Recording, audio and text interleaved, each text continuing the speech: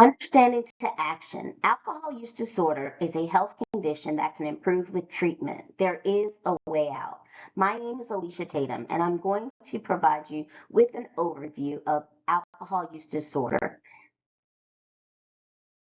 The impact of AUD on families and individuals is significant, but there is also a community health impact through costly emergency room admissions. Did you know that 40% of admissions to the ER are due to the misuse of alcohol?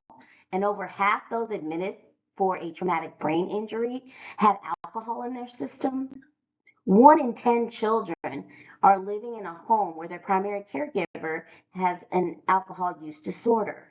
1 in 12 people, that means if you know 12 people, you know someone that has an alcohol use disorder.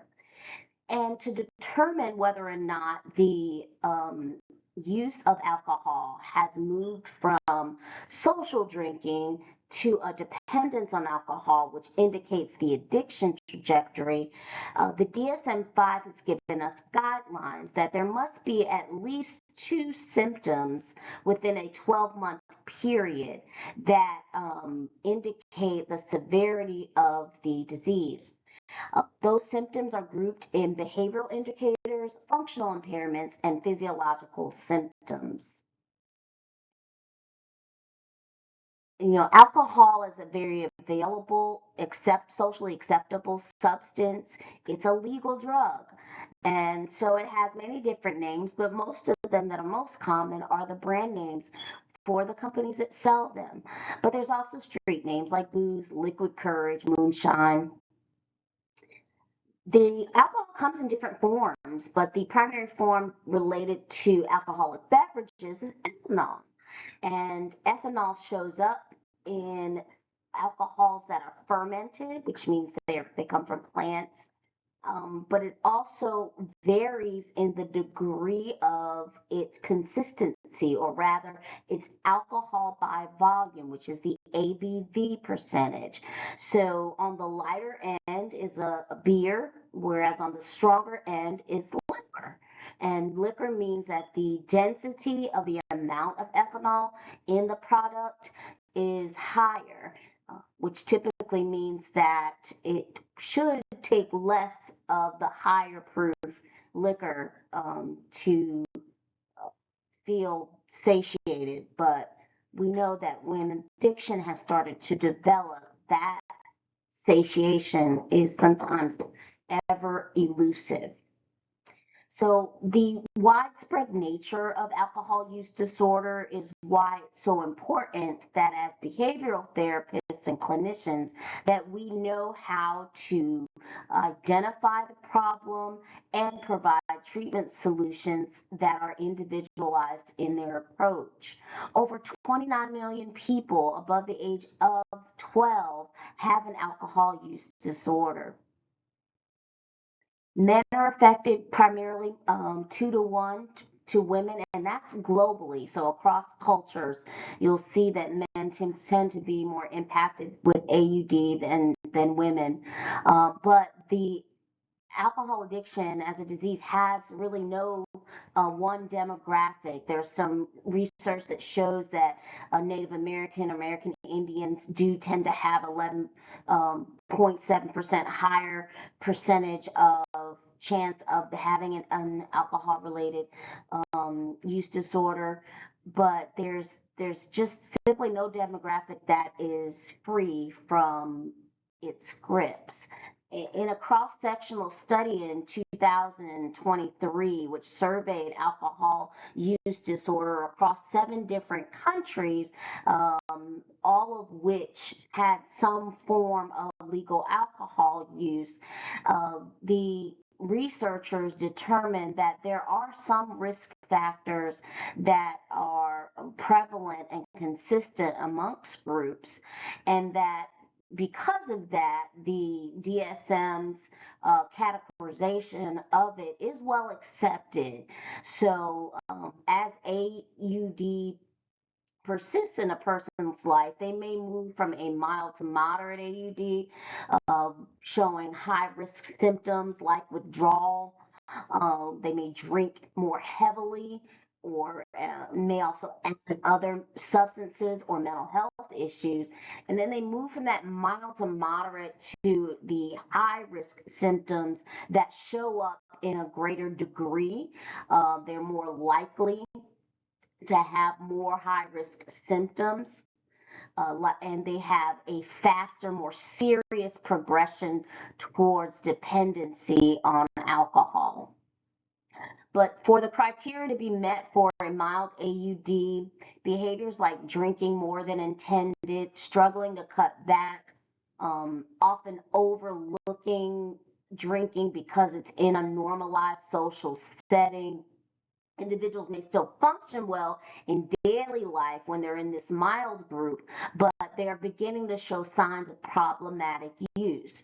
Now, when someone moves into the moderate risk category, 4 to 5 of those criteria that we talked about earlier show up. That means it's noticeable in their how they execute their responsibilities, how they show up in their intimate relationships, and also in their physical health. It may also involve an increase in risky behavior, like drinking while driving, withdrawal symptoms, as we talked about before, but also neglecting obligations that are important to them, like their occupational standards, parenting skills, things of that nature will start to deteriorate in a way that is noticeable, causing emotional distress and often physical consequences. And then as we move into the severity, that severe state of substance use, you see that there's going to be maybe a co-occurring diagnosis of depression. Alcohol is a depressant, and so therefore it can lead to other mental health issues. So in order to help our clients, we have to become accurate assessors of the problem. Identifying the problem starts with a sound and thorough comprehensive clinical interview based on good rapport with the client, where you're really using your detective skills to figure out it's not just about the substance, it's about the client's own account of their interaction with alcohol, the input you might get from others. Perhaps there's a parent or a spouse involved that has their own story of how the person's alcohol use has impacted the family. Standardized questionnaires like the Audit C are commonly used and effective. Those are evidence-based tools, but there are also healthcare questionnaires that can be used by medical professionals. At every annual physical, there should be some question about your alcohol use, and this is because of the commonality of this substance, particularly in Western cultures. But also assessment tools like reviewing past records and biological tests. These are tools like lab tests that can uncover the severity of the substance use disorder, or where they're at on that trajectory that we talked about earlier. All of these pieces start at the client interview, and they are just different pieces to a myriad, a larger puzzle of effective assessments for this very common disorder.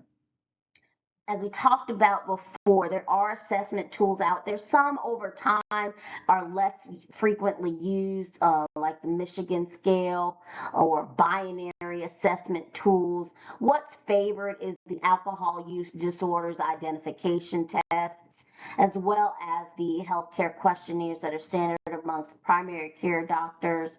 And typically what you're looking for is an evaluation of withdrawal risk, medical history, family history, any genetic predisposition to the addiction. Also, what you're looking for is the readiness for change. How aware is the client of their need for a shift? Because that motivation will ultimately dictate the course of treatment, whether it's going to progress or whether we're going to be able to refocus and come up with some behavioral changes that will make the difference. Lab tests that are specifically useful are the tests of the liver. We know that alcohol affects the liver functions, also the lung functions. Conditions like sleep apnea can be indicators that of an alcohol use disorder. So those physical exams are really important. There are times that promising treatments with prescribed medications can help to prevent relapse. So, in combination with behavioral therapy, like cognitive behavioral therapy, drugs like acaprosate may help to reduce those inhibitory neurotransmitters, especially glutamate and GABA. So the prescription drugs work to reduce the cravings and restore balance. Some report, no longer having that hunger for the substance. And what the prescription drugs do is they help to calm the brain's overactivity during that early recovery stage. And so if someone is trying to be abstinent, it can be very effective to use medication in conjunction with behavioral therapy, but there's no evidence to indicate that medication alone will solve the problem. The behavior modification has to occur in order to have sustained success. So, the effects of alcohol cravings, severity, and alcohol dependence. So there is an intention amongst researchers to figure out what's the secret sauce, what's that thing that makes the medication work. But what has been overwhelmingly proven is that the cravings matter, they are significant, and if medication can help someone with that, then that's an opportunity for treatment that we don't want to ignore. It just simply can't be the entire toolbox. It's got to be one tool in the toolkit. And being mindful that there are barriers to treatment, such as the social acceptance of alcohol use, right? Social drinking is popular, it's well advertised, it's heavily marketed, and so it's around all the time. For some people in a lot of environments, it is the norm to drink to have fun. It is the norm to drink to relieve stress. It is the norm to drink when you're networking or in business situations. And so the prevalence and the accessibility of this substance, unlike other substances that might be a bit more arduous to encounter, or it may take going to a different place or meeting a whole different set of people. With alcohol, it's just as simple as walking into your grocery store, right? So it's the prevalence and the accessibility of alcohol that can sometimes be a barrier to treatment because there's social acceptance of this legal substance, and therefore it can help people to mask or walk in denial about the impacts of alcohol dependence on their life, right? There's also some misinformation that the medication assisted alcohol treatment is somehow taboo, that it affects sex drive. There's been no proven studies that it does affect sex drive, but there's some misinformation out there. So making sure that clients are aware of the truth and what's valuable information is also a part of good psychoeducation as we develop substance use treatment plans. And in order to do that, we need to use motivational interviewing. Motivational interviewing gives the clients an opportunity to develop goals that are personally meaningful and equip them with tools. And so in treatment, if it's CBT therapy, there's a myriad of tools. I will have some of those in the attachment, the handouts for you, but one of which is a relapse recovery worksheet, which helps the client and the therapist walk through what are my triggers, and what's my action plan when I get into various situations in life where alcohol is present.